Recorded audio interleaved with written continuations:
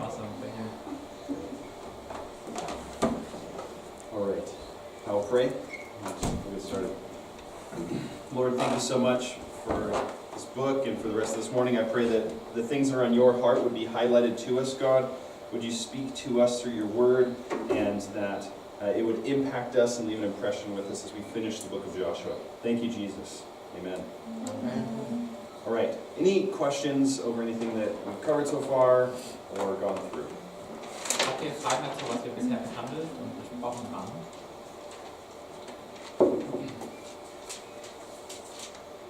Yep.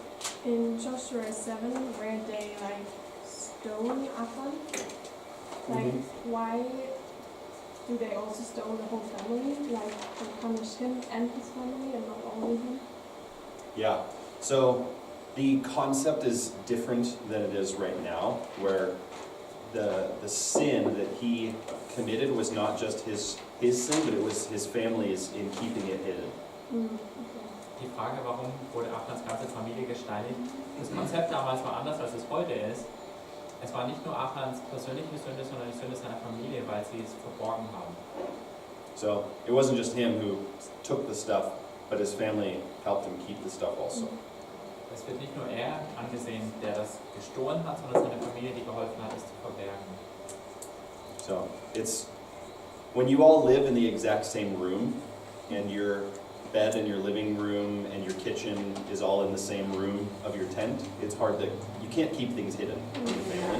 Wenn alle im selben Raum leben, wenn dein Bett und dein Wohnzimmer und deine Küche alles derselbe Ort ist, dann ist es unmöglich, das von deiner Familie geheim zu halten. So it was a whole family, probably a family agreement as well. Es war wohl die ganze Familie, die sich entschlossen hat, das zu tun.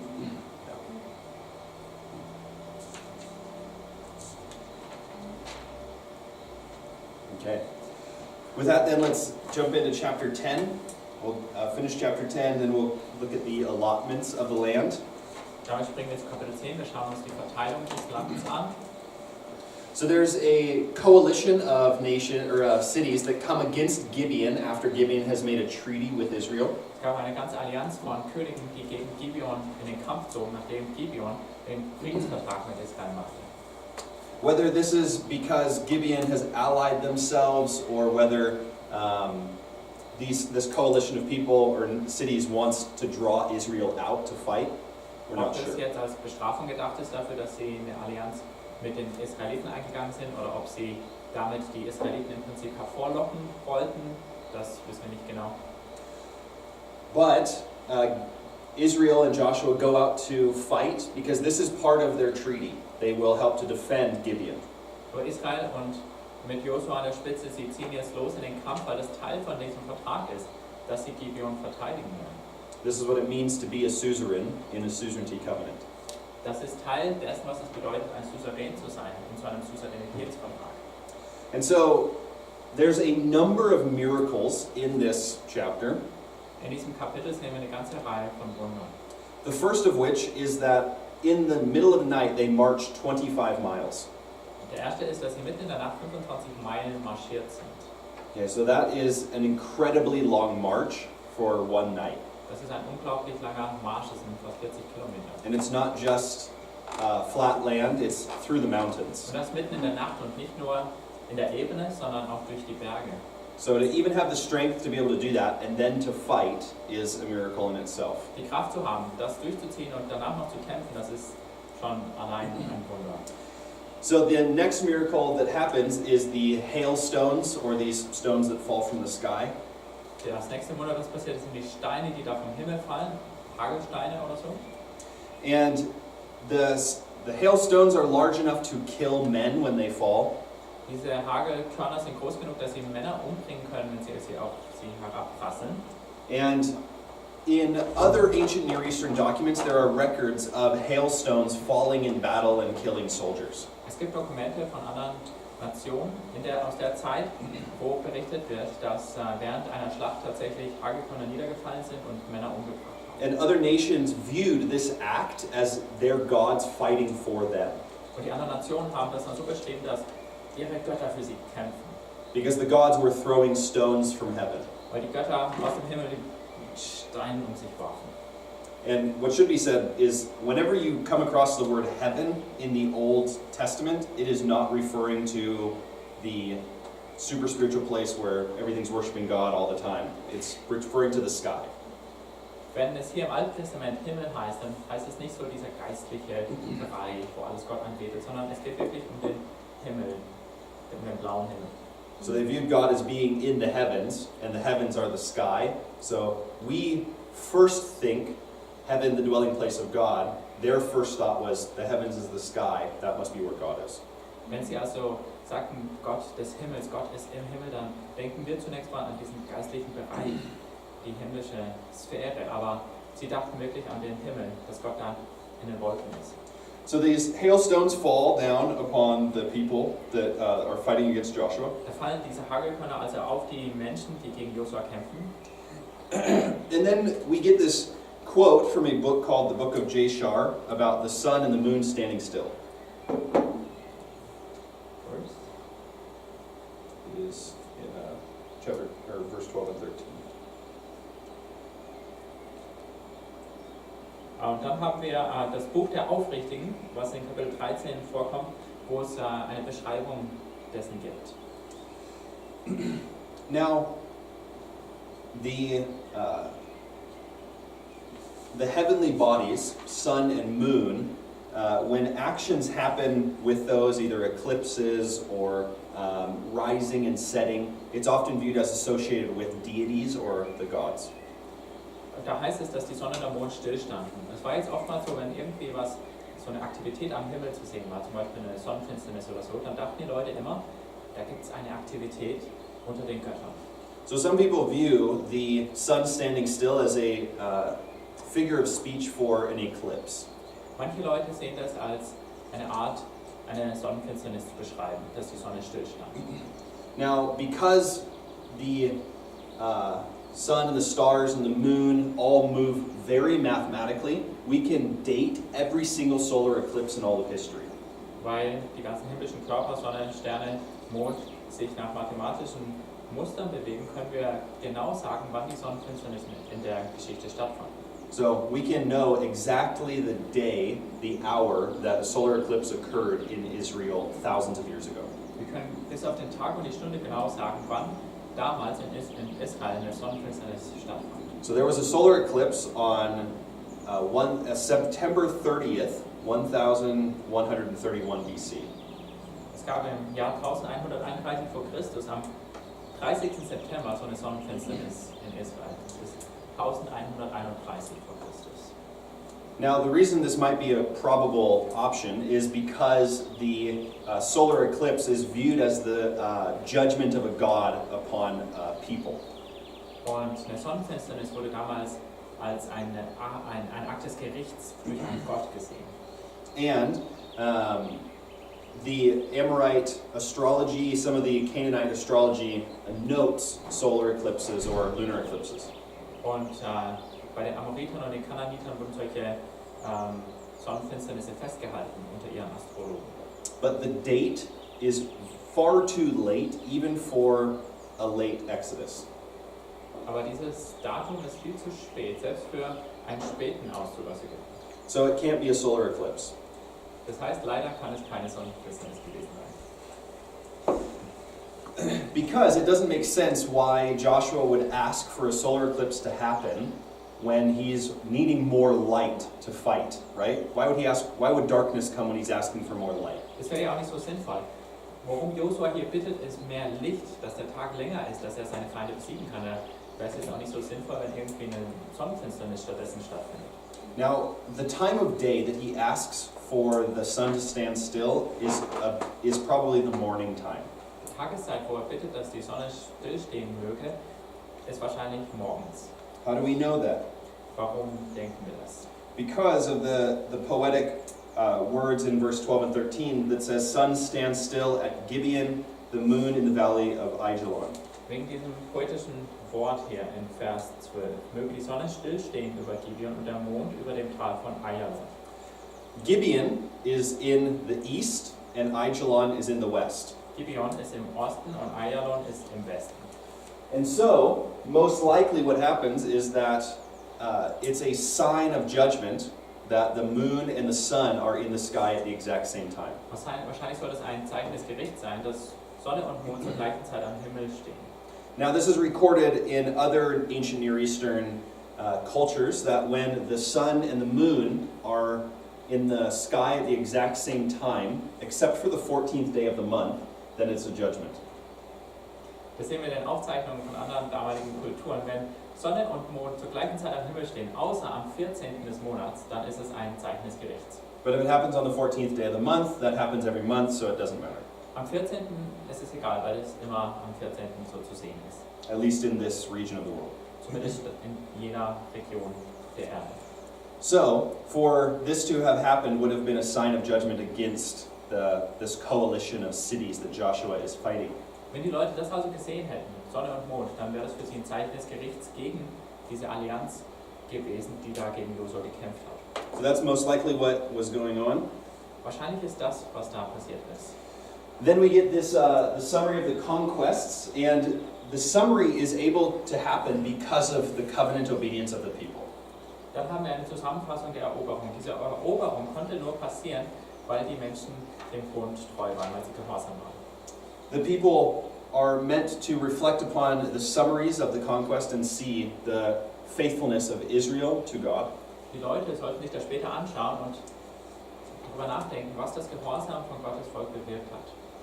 It's a call to remember what God has done for them. Und es ist für sie auch ein Aufruf, sich daran zu erinnern, was Gott schon für sie getan hat.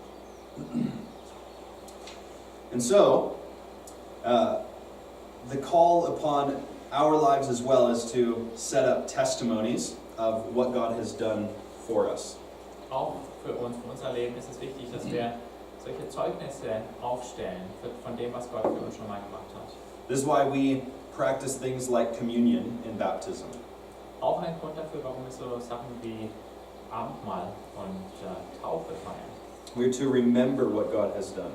Wir sollen uns daran erinnern, was Gott getan hat. And that remembrance should take place over conquests in our lives and freedom that God has brought us through. Wir sollten auch so die Erinnerung an Siege in unserem Leben und Befreiung in unserem Leben feiern. So we'll talk a little bit more about that in the last hour when we look specifically at these altars of remembrance throughout Joshua. In der letzten Stunde schauen wir uns das nochmal genauer an, wenn es spezifisch darum geht, wie Josua solche Gedenkaltäre aufgestellt hat. So these are some maps for you. Hier habe ich ein paar Karten für euch. So when Joshua in chapter 10 comes to fight against the coalition of cities, he marches from Gilgal through the mountains to Gibeon in one night. Als Josua in Kapitel 12 gegen diese Allianz der Könige gekämpft hat, da sind sie in einer Nacht von Gilgal bis rüber nach Gibeon marschiert. And so Ajalon is here, that valley, and so the moon is on this horizon as they're chasing them away. Ayalon ist da drüben in diesem Tal und der Mond, der steht also da am Horizont, während sie davonjagen. This is a map of how much land was conquered during the time of Joshua. Hier auf dieser Karte sehen wir, wie viel Land eingenommen wurde zu Josuas Zeit. Now, as you see, Joshua did not conquer all of the land. Ihr könnt sehen, Josua hat nicht das gesamte Land eingenommen. This will be important for the book of Judges. Das wird im Buch der Richter wichtig. Because what you find is that all of the main cities are attacked and taken. Wir sehen, dass all die wichtigen Städte angegriffen und erobert wurden. And so basically what happens is Joshua clears the centers of opposition so that the tribes can clear out the rest. Josua hat damit die Hauptpunkte des Widerstands zerbrochen, damit die Stämme dann den Rest einnehmen können. Now the interesting thing when you look at this map is that everywhere where there's green, there's also mountains. Was interessant ist, wenn man sich diese Karte anschaut, überall wo es grün ist, wo sie das Land eingenommen haben, ist es auch hügelig. Really the only flat land where there's green is the Jordan Valley and up into Bashan. Die einzigen Ebenen hier in diesem grünen Bereich sind das Jordantal und hier oben in Bashan. But then you have this weird gap here that's flatland. Aber dann gibt es hier eine komische Lücke, da ist eine Ebene. And that was not taken by Israel. Dieses Tal wurde nicht erobert durch das Land. As well as the coastal land is much more flat. This is called the coastal plain. Und auch Diese Ebene da am Mittelmeer wurde nicht von Israeliten erobert. And this flat land over here is also not taken. Und auch die Ebene da im Norden wurde nicht erobert. So, was Israel restricted in their conquering of the land because of their view of God? Also wurde Israel durch ihre Sichtweise Gottes beschränkt darin, wie sie das verheißene Land eingenommen haben. Did they not trust that God would be powerful in the valley as he was in the mountains? Haben sie nicht vertraut, dass Gott auch in der Ebene genauso mächtig ist wie auf den Hügeln? It's not until the time of David that they will conquer this land. Erst in Davids Zeit später schaffen sie es, dieses Land zu erobern. So it's quite interesting to see how the people's belief system might have been reflected in the land that they actually did conquer. Es ist interessant zu bedenken, wie ihr Glaubenssystem, ihre Denkweise sich darin widerspiegelte, welchen Teil des Landes sie erobert haben. And then we get to these allotment chapters. Und dann kommt es zu den Kapiteln, wo beschrieben ist, wie sie das Land verteilen. And I know that this was all your favorite part of Joshua. Sicherlich war das euer Lieblingsteil des Buches. These chapters tend to be boring because it's like reading a map with no pictures. Die können sich ein bisschen langweilig anfühlen, weil es ist wie als ob du eine Karte liest, aber keine Bilder dazu hast. But let me ask you, why do you think these chapters are included in the book of Joshua? Ich möchte euch fragen, warum denkst du, dass diese Kapitel im Buch Josua enthalten sind?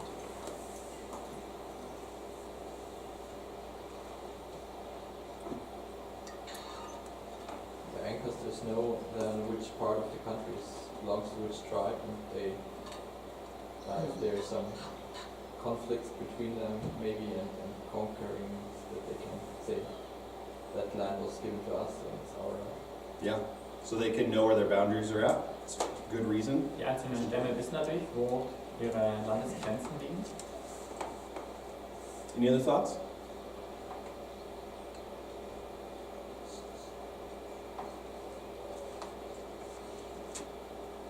So that reason is very practical, which is so important for knowing where you dwell in the land. Es ist ein sehr praktischer Grund, so wichtig für sie zu wissen, wo ihr Gebiet ist im Land. But how about the principle that it teaches? Was für ein Prinzip zeigt uns das auch? These chapters demonstrate God's faithfulness to the promise that he gave to Abraham 600 years before. Diese Kapitel belegen Gottes Treue zu dem Versprechen, das Abraham 600 Jahre zuvor gemacht hatte. Israel had been believing for this land so much that when Joseph dies, he says, God is going to take you back to Canaan. Bring my bones from Egypt. Israel hatte so stark auf dieses Versprechen des Landes vertraut, dass Josef am Ende seines Lebens gesagt hat, nehmt meine Knochen mit, wenn ihr dann ins Land Kanaan einzieht. And it is no small thing that they are now receiving the land. Und damit ist es keine Kleinigkeit, dass sie jetzt das Land in Besitz nehmen. And so to us, these chapters seem very boring. Für uns erscheinen diese Kapitel also langweilig. But to Israel, these are a testimony of the faithfulness of God. Für Israel jedoch ist das ein Zeugnis für Gottes Treue. This shows that when God says he's going to do something, he will do it. Es zeigt, dass wenn Gott sagt, dass er etwas tun wird, dann wird er es auch tun. He will fulfill his promises. Er wird seine Versprechen einlösen. And as they see this and see the land that was given to them, they would also be a challenge to remember that they needed to be obedient. Und wenn sie das sahen, wie Gott ihnen das Land gegeben hat, dann war das für sie auch eine Herausforderung, gehorsam zu bleiben. They could conquer the land because God was faithful and they were faithful. Sie hatten es geschafft, das Land einzunehmen, weil Gott treu gewesen war und sie auch treu waren. But when they are unfaithful, you see that they're defeated. Wenn sie aber untreu waren, sieht man auch, dass sie besiegt wurden. And this is the testimony of the book of Judges, is unfaithfulness brings defeat for Israel. Das ist dann das Zeugnis von Richter, dass Untreue zu Niederlagen führt für Israel. And just like Israel, we might have promises that we are waiting for from the Lord. Wie Israel kann es auch bei uns sein, dass wir in unserem Leben Versprechen haben von Gott, auf die wir noch warten. And sometimes we want to just sit back and wait for the promises to come when we want, or whenever they would come. Manchmal wollen wir uns vielleicht einfach zurücklehnen und darauf warten, dass die Versprechen eintreffen, wenn sie dann halt kommen. Or we want to go and take them when we think is the right time. Oder wir wollen sie in Beschlag nehmen, wir wollen, dass es passiert, wann wir denken, dass die richtige Zeit gekommen ist. When Israel rejected God, taking them into the land, they went and tried to take it themselves. So wie Israel, wo sie Gott nicht gehorcht haben, nicht zunächst mal ins verheißene Land eingezogen sind und dann versucht haben, es auf eigene Faust zu tun. Numbers chapter 14 records how they were utterly defeated by the Canaanites when they were not following God's plan. In 4. Mose 14 sehen wir, wie sie total besiegt wurde von den Kanaanitern, wo sie nicht mehr Gottes Plan gefolgt sind. They need to trust God for His timing Sie müssen Gott vertrauen, dass sein Timing passt. and know that when they do, that God will bring them into the land. In dem Wissen, dass wenn sie ihm dann gehorchen zur richtigen Zeit, dass Gott sie ins Land hineinbringt. And so they must be obedient when God calls them to be obedient. Also müssen sie gehorsam sein, wenn Gott sie aufruft, gehorsam zu sein. And so their walking into God's promises is not an idle step of just receiving God's promises. In Gottes Verheißung einzutreten ist nicht nur eine Aktion, wo wir einfach nur warten, bis es auf uns herabfällt. They must participate with Sie God. müssen gemeinsam mit Gott agieren. And so, the other thing that is important to know in these chapters are the highlighted tribes. Was noch wichtig zu wissen ist an diesen Kapiteln, ist die Stämme, die hervorgehoben werden. The first tribe that is given land is the tribe of Judah in chapter 15. Der erste Stamm, dem Land zugewiesen wird, in Kapitel 15, ist Juda. And it has a super long chapter on the land that it is given. Und das ist ein super langes Kapitel, wo beschrieben wird, was Juda alles gegeben wurde. And then Ephraim and Manasseh are given land, Dann wird Ephraim und Manasse Land ausgeteilt and then Benjamin. und danach Benjamin. And this is important to know because, as I mentioned yesterday, these tribes become very significant for the rest of Israel's history. Es ist wichtig, das zu wissen, weil, wie ich gestern schon gesagt habe, wurden diese Stämme dann sehr bedeutsam in der Geschichte Israels. Judah will become the most prominent tribe of Israel in the south, Juda wird im Süden Israels der wichtigste Stamm and Ephraim in the north. und Ephraim im Norden.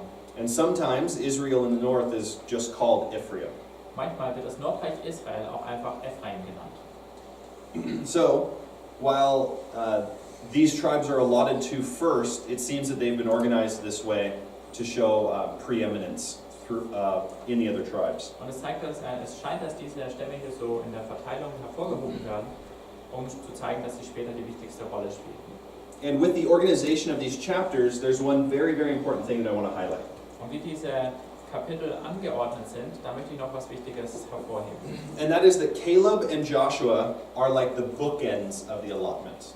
Kaleb und Josua, sie bilden so den Rahmen von dieser Landverteilung. Caleb in chapter 14 and Joshua in chapter 19. Kaleb in Kapitel 14 und Josua in Kapitel 19. These two men are the faithful spies that went into the land and believed that God would give them the land. Die beiden sind die treuen Kundschafter, die ins Land hineingezogen sind und den Glauben hatten, dass Gott ihnen das Land auch geben wird. They're the oldest people in the nation. Das sind die zwei ältesten Menschen in der Nation. And placing these men at the beginning and end of the allotments shows God's faithfulness to fulfill His promise to them. Die Geschichten von diesen zwei Männern am Anfang und am Ende von der Verteilung zu erzählen, das zeigt, wie Gott treu zu ihnen war, wie sie belohnt hat. Both of them set an example for Israel. Die beiden haben ein gutes Beispiel dargestellt für Israel. Caleb is 85 years old, about right now, Kaleb ist zu der Zeit jetzt etwa 85 and he is still zealous to take the land that he saw 40 years ago. Er ist immer noch voll eifrig dabei, das Land einzunehmen, das er 40 Jahre zuvor gesehen hatte. He's been dreaming of the day coming into the land where he's going to take that hill that he saw.